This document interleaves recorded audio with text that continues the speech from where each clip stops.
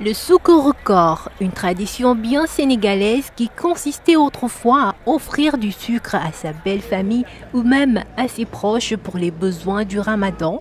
Aujourd'hui, cette tradition a évolué et les femmes mariées vont jusqu'à faire des cadeaux divers, des tissus, de l'or, de l'argent, en plus de produits alimentaires. Les paniers d'Ogou, il y en a pour 20 000 francs, 30 000, 40 000 et même 50 000 francs CFA. Les femmes l'achètent pour offrir le souk-rokor à leur belle famille. Depuis qu'elle s'est mariée, Fatou prépare chaque année le panier pour sa belle-mère.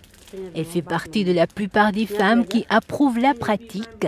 Malgré la consistance de la facture, elle estime que le jeu en vaut la chandelle. Ce panier, je l'achète pour ma belle-mère car leur faire plaisir est essentiel pour avoir un bon ménage. D'autres femmes considèrent cette tendance beaucoup trop exagérée parce qu'elle instaure de nouveaux paramètres de considération sociale au sein de nombreux ménages.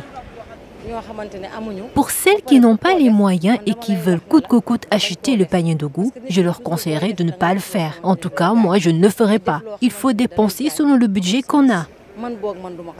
Pour le sociologue Tamsir Seck, offrir le souk-rokor n'est pas une règle, mais une contrainte dont l'objectif principal pour la femme est de sauver son honneur dans le foyer conjugal.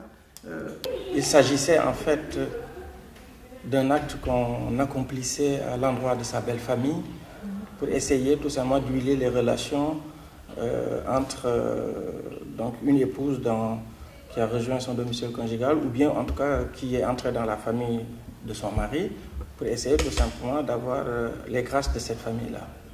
Mais aujourd'hui, avec les transformations qu'il y a eu au sein de la société et surtout cette inversion qu'il y a eu au niveau des valeurs, je veux dire aujourd'hui, nous sommes dans une sorte de société où c'est l'avoir qui compte. Et par conséquent, cette activité, ou en tout cas cet acte qui était accompli, qui était juste symbolique, est devenu aujourd'hui une sorte de challenge à relever au regard tout simplement des montants colossaux que les femmes doivent mobiliser pour faire ça auprès de leur belle famille. Ça entraîne énormément de problèmes parce que ça devient une contrainte pour certains, ça devient un objet de rivalité entre des co-épouses, ça devient source de conflits et de tensions à l'intérieur des familles et ça dénature complètement la symbolique qui était associée tout simplement à cet acte-là. Et donc nous sommes dans une sorte de monétarisation des rapports sociaux. Un défi que les femmes sénégalaises se tuent à relever chaque année et le souk-rokor, dont l'objectif originel était de recevoir en retour la bénédiction de sa belle famille, semble aujourd'hui complètement dévoyé.